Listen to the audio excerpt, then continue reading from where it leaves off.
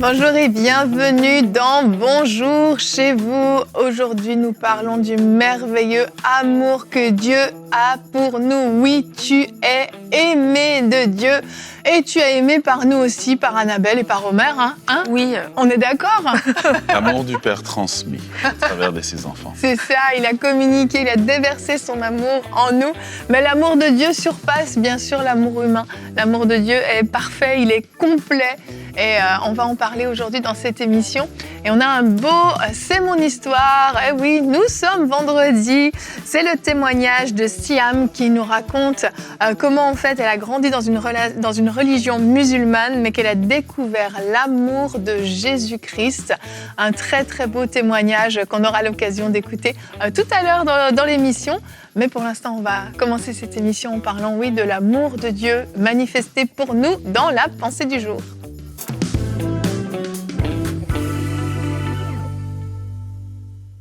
Si vous ne le saviez pas, eh bien oui, Dieu vous aime. C'est une vérité et peut-être que ce n'est pas encore une réalité dans votre cœur. Et j'aimerais qu'on puisse lire ensemble ce verset dans Éphésiens 3, un verset sur l'amour de Dieu que j'aime vraiment beaucoup. Et vous m'avez sûrement déjà entendu le citer. Donc Éphésiens 3 au verset 17. « Je prie que vous soyez enracinés et fondés dans l'amour pour être capables de comprendre avec tous les saints quelle est la largeur, la longueur, la profondeur, la hauteur de l'amour de Christ et de connaître cet amour qui surpasse toute connaissance afin que vous soyez remplis de toute la plénitude de Dieu. » Et c'est cet amour que je veux connaître de plus en plus. C'est cet amour que je prie que vous puissiez connaître, cet amour parfait.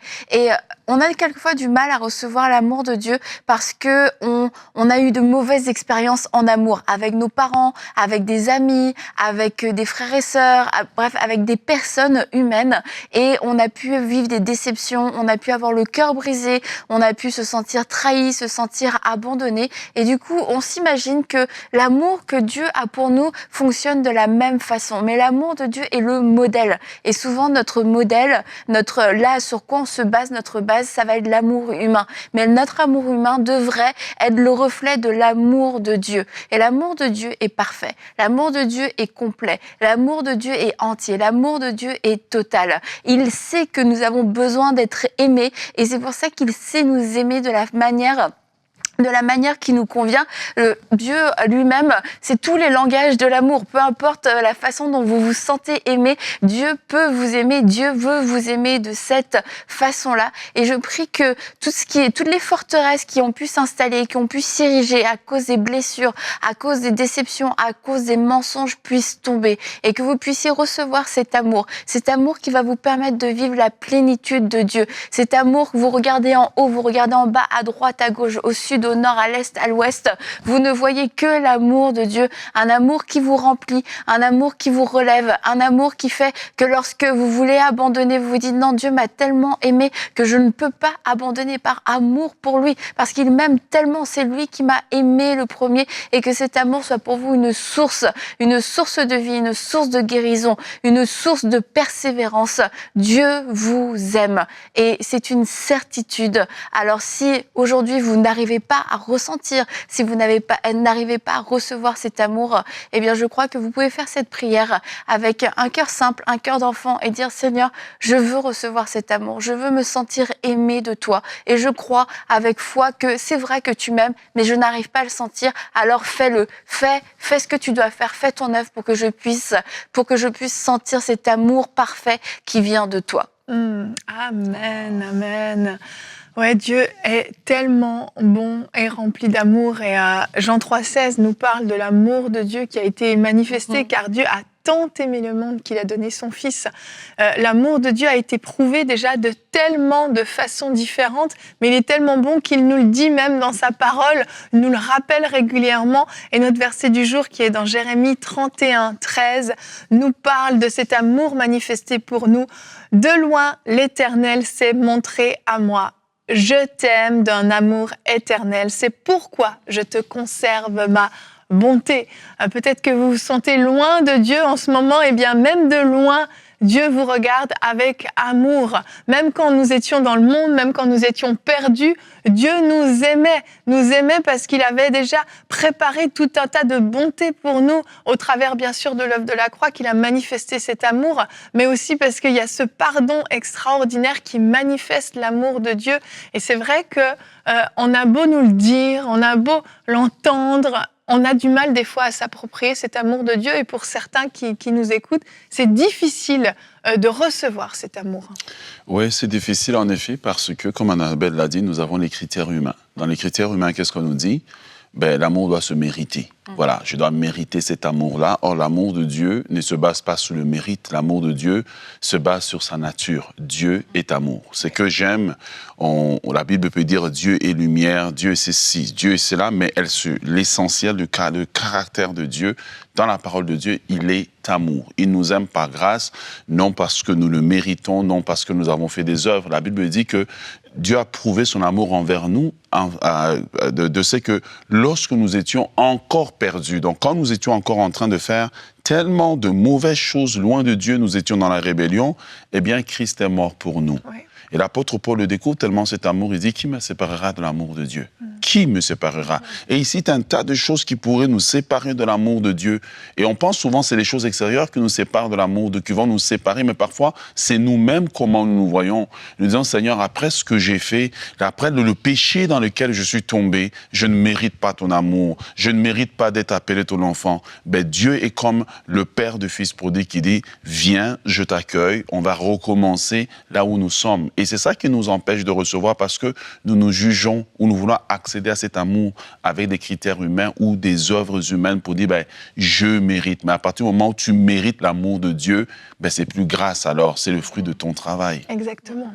Et tout à l'heure, je disais, on peut faire cette prière, une simple prière pour recevoir et même sentir l'amour de Dieu, mais ça va plus loin. C'est un bon début, c'est un bon commencement, mais ce que nous dit la Bible, c'est que vous soyez enracinés et fondés dans l'amour. Donc ça peut pas juste être un moment où, j'ai senti l'amour de Dieu, mais en fait, pour être enraciné et fondé, je dois y rester. Je dois pas le vivre juste une seule fois. C'est quelque chose que je dois expérimenter. C'est comme dans un couple qui va mal, il y en a un des deux peut-être qui va dire, mais je me sens pas aimé parce qu'il y a pas de démonstration, parce que il y a pas d'actions qui ont été posées. Et dans notre relation avec Dieu, quelquefois on se dit, je ne me sens pas aimé, mais Dieu n'est jamais le coupable. Dieu aime, Dieu a déjà manifesté son amour, mais peut-être que je me suis pas tenue assez proche de lui pour pouvoir vivre cet amour-là. Et c'est pas encore un amour qui se mérite. Il faut que je prie pour que Dieu m'aime, il faut que je prie.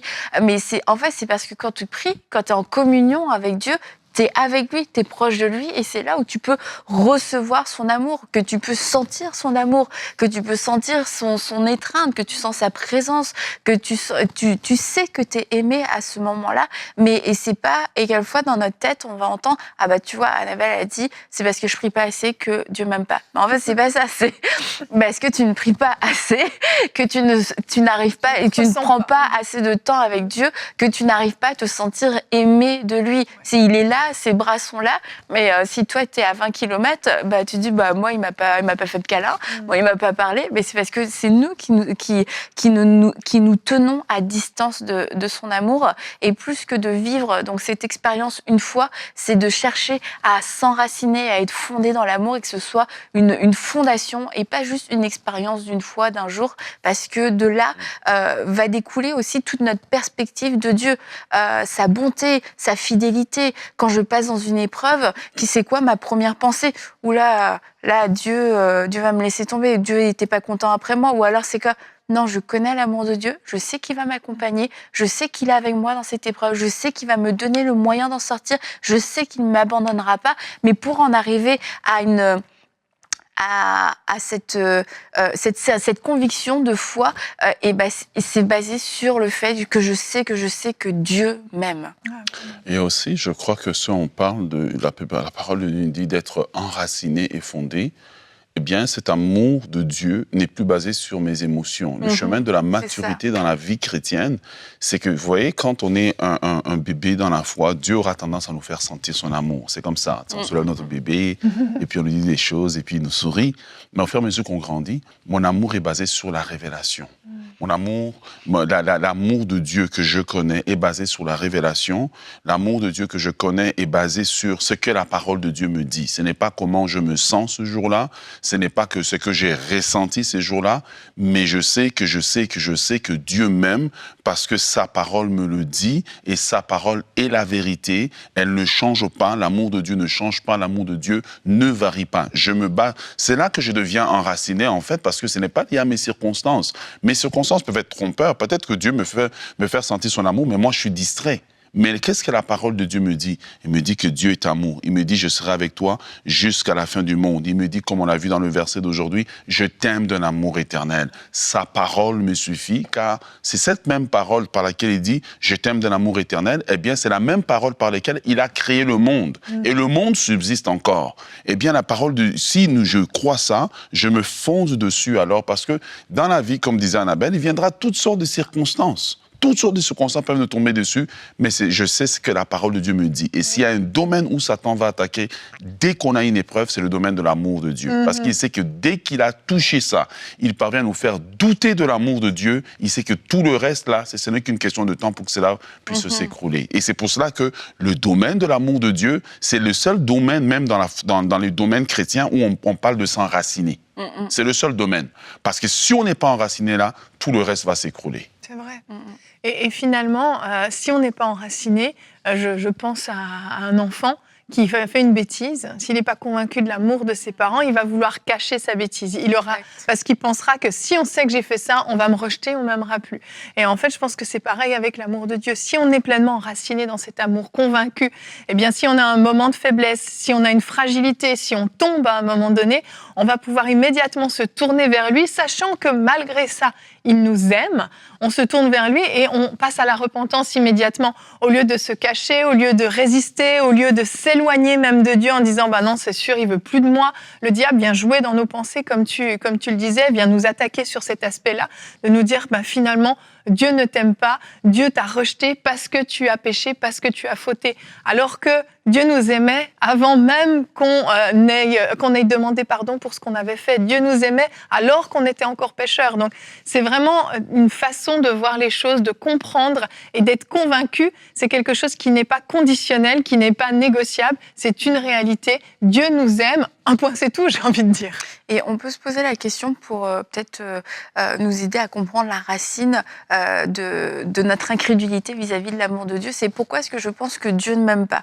Et selon la réponse, eh bien, on va voir, est-ce que c'est parce que je ne connais pas la nature de Dieu, comme tu as dit, Omer, c'est parce que je crois que Dieu est dur, je crois que Dieu est méchant. Donc ça veut dire j'ai besoin de connaître Dieu, j'ai besoin, ok, vous me dites que Dieu m'aime, on a lu ces passages, je vais chercher, en fait, je vais chercher à découvrir la nature de Dieu et puis à me laisser convaincre par l'Esprit de Dieu.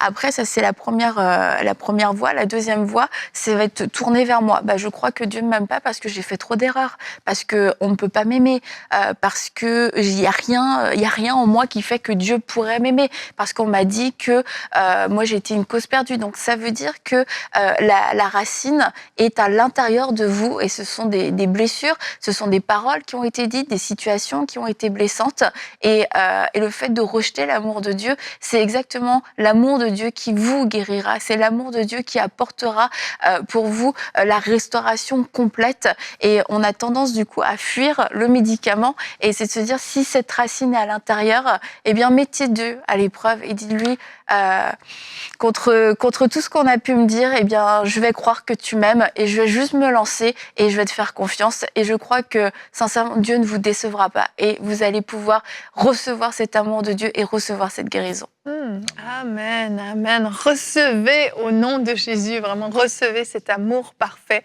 Tout comme Siam l'a reçu, on découvre son histoire dans la rubrique C'est mon histoire.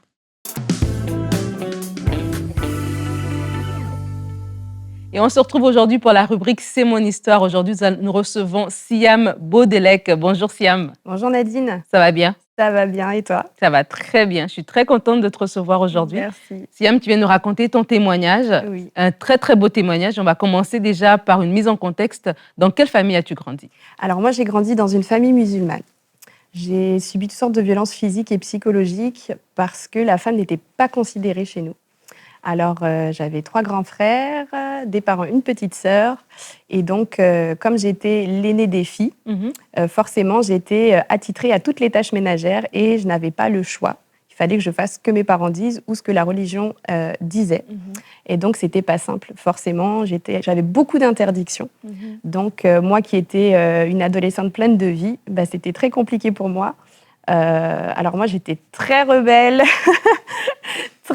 toujours à l'encontre de ce qu'on m'imposait. Donc voilà un petit peu le contexte où j'ai grandi. Ouais, et tu disais, avant qu'on puisse tourner dans ton témoignage, que tu as quand même essayé de faire les prières, tu essayé de faire le ramadan. Exactement. Donc j'ai tenté de prier 5 fois par jour, de faire le ramadan. Voilà, j'ai vraiment tout essayé, mais rien n'émanait de mon cœur. Je le faisais juste par obligation ou dans le sens où je voulais faire plaisir à mes parents. Et donc là, il y a cet environnement un peu strict et tout ça dans lequel tu grandis. Et quand tu as 13 ans, il y a quelque chose qui va se passer. C'est ça. À 13 ans, je décide de prendre mon sac à dos et de partir de chez moi. Wow. Parce que je ne me sentais plus à ma place. Moi, tout ce que je voulais, c'était... À l'âge de 13 ans, pour te dire, mon rêve, c'était d'avoir un appartement et une voiture. Wow, okay. Donc vraiment, je ne voulais pas forcément partir de chez moi pour faire des choses qui n'honoraient pas mes parents, etc. Mais c'était vraiment de pouvoir avoir un équilibre de vie, tout simplement. Et je ne l'avais pas. Je me sentais en insécurité constante, j'avais très peur aussi, puisque le contexte de la religion aussi, c'est on nous impose, et donc si on le fait pas, soit on est frappé, soit on est battu ou autre. Et donc c'est vrai que moi j'avais très peur de mes frères, j'avais très peur de mes parents, de déshonorer la famille, etc. Mais je suis venue à un moment donné, à l'âge de 13 ans, de faire un bilan en me disant qu'est-ce que je veux faire? Est-ce que je veux vivre ma vie librement? Parce que je me sentais vraiment pas libre du tout. Ou est-ce que je veux rester enchaînée ici à faire tout ce qu'on me dit et à pas m'épanouir finalement? Et donc, je décide à l'âge de 13 ans de partir de chez moi. Donc, je décide d'aller voir l'assistante sociale de mon collège. Et donc, je lui explique ce qui se passe. Donc, j'avais subi aussi, j'avais subi aussi un viol par un membre de ma famille. Et ça, chez nous, c'est tabou. Chez les musulmans, ce sont des choses qu'on ne parle pas. Et donc, quand j'ai évoqué tout ce qui s'est passé à l'assistance sociale, elle a voulu m'aider. Et donc, moi, je lui ai dit, écoutez, si vous ne pouvez pas m'aider, moi, je suis prête à dormir dans la rue, sous les ponts. Mais moi, il faut que je parte de chez moi, c'est plus possible. C'était plus possible pour moi. Donc, elle me dit, écoute, je vais essayer de demander au procureur pour que tu sois un cas d'extrême urgence. Et si tu n'es pas considéré comme un cas d'extrême urgence, alors tu retourneras chez toi avec une enquête policière. Et puis moi, c'était surtout pas ça, parce que je savais ce qui m'attendait par la suite. Donc, ça a été très difficile. Donc, au final, l'assistance sociale a essayé 2 fois, puisque la première fois, le procureur n'a pas considéré que j'étais un cas d'extrême urgence. Et la seconde fois, j'ai dû rentrer chez moi. C'était durant une journée de collège où j'ai dû rentrer chez moi, faire comme si de rien n'était, pour revenir ensuite l'après-midi. Pour pouvoir tester une deuxième fois, demander une deuxième fois, au procureur si c'était possible de me mettre en foyer. À la vue de ma détresse, elle a retenté du coup l'assistante sociale et donc du coup j'ai été considérée comme un cas d'extrême urgence et donc là je suis partie de mon collège pour rejoindre en fait un foyer. Et c'était quand même assez spécial la façon dont tu as quitté ton collège. Oui, ça a été très spécial. Alors la journée a été très longue, ça a été je crois l'une des journées les plus longues de ma vie. Je suis arrivée le matin, je suis allée voir l'assistante sociale m'a dit tu vas en classe comme si de rien n'était. Dès qu'un surveillant vient te voir, ça veut dire que c'est le moment, puis la brigade des mineurs, ce qu'on appelle la brigade des mineurs chez nous, vient te chercher et du coup on te retire de chez toi. Donc la première matinée, elle m'annonce que le procureur n'a pas décidé que c'était un cas d'extrême urgence. Donc elle me dit, tu rentres chez toi, tu fais comme si de rien n'était, tu manges avec tes parents, tu fais comme si de rien n'était, puis après ça, tu repars. Alors moi, à l'âge de 13 ans, repartir chez moi, voir mon père. Et puis, comme par hasard, ce jour-là, j'avais jamais vu mon père aussi bienveillant envers moi.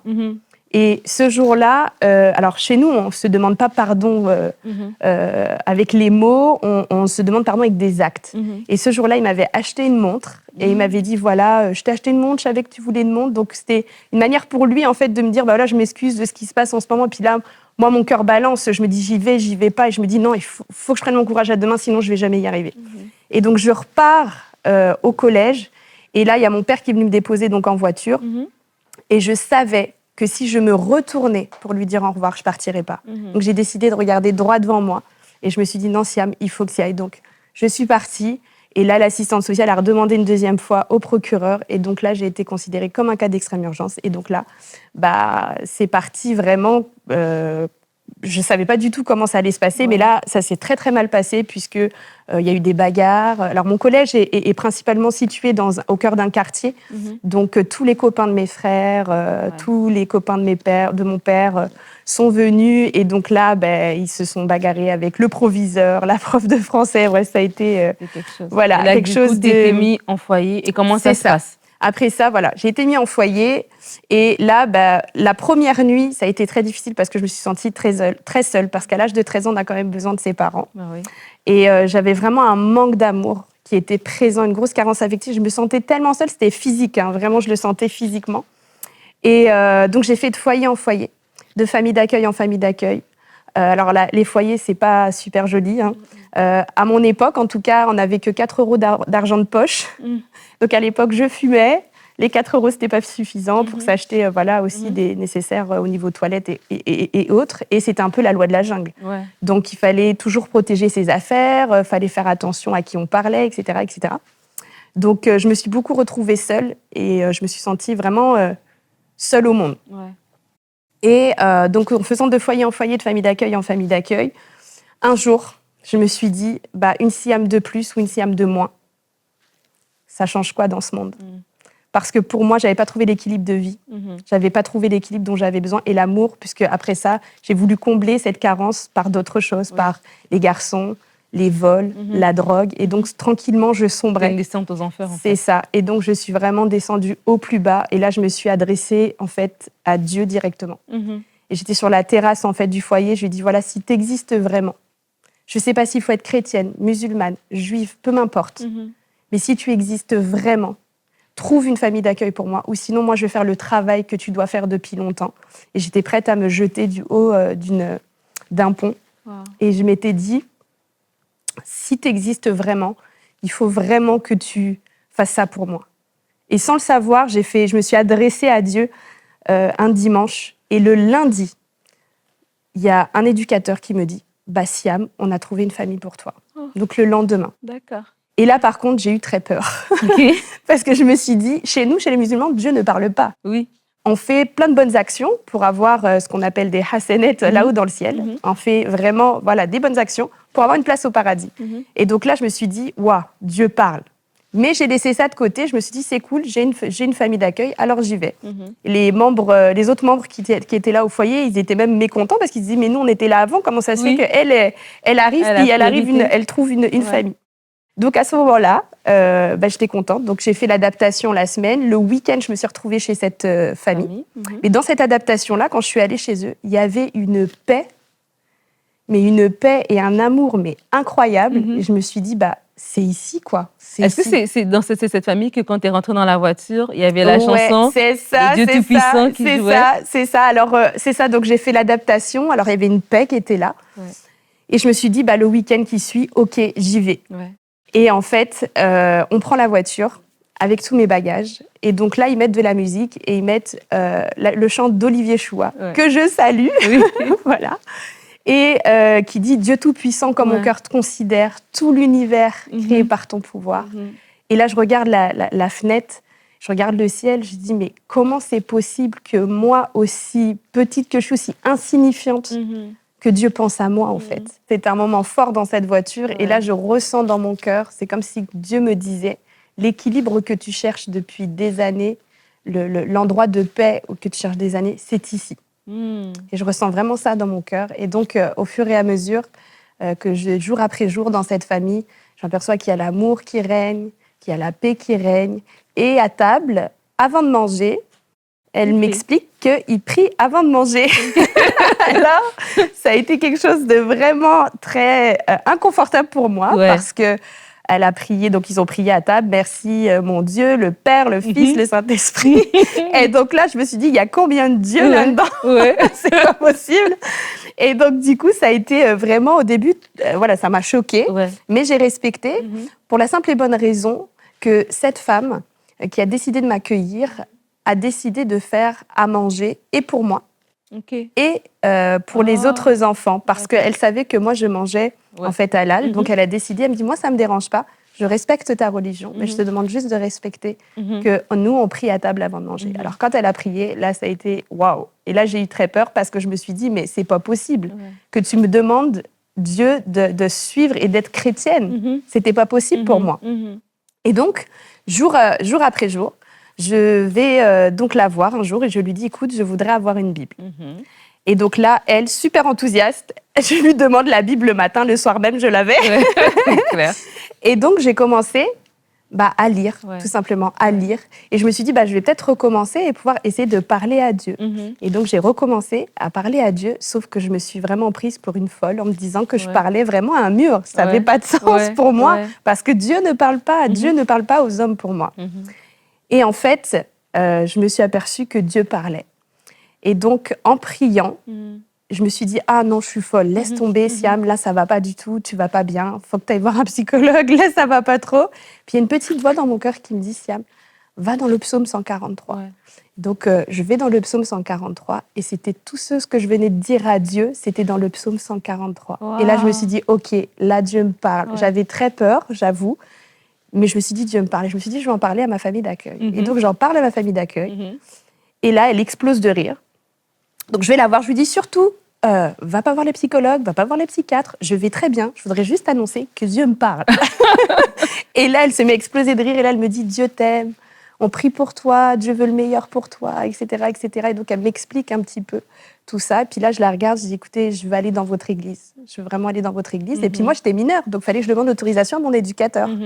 L'éducateur, il dit, vu comment ça l'a changé, allez-y, quoi. D'accord. Et donc, je suis allée dans l'église en question. Et le pasteur qui prêchait a prêché sur ma vie. Et il a dit, voilà, si tu veux donner ton cœur à Jésus, Siam, c'est maintenant. Voilà. Donc, je suis avancée et ils ont prié pour moi. Et du coup, j'ai donné mon cœur à Jésus ce jour-là. Et aujourd'hui, Siam, tu es mariée à un pasteur, d'ailleurs. Oui, tout à fait. Tu es mère de 2 merveilleuses filles. Et pour terminer, il y a pas un psaume, mais un verset que tu aimes particulièrement. Je vais te laisser le partager. Oui, tout à fait.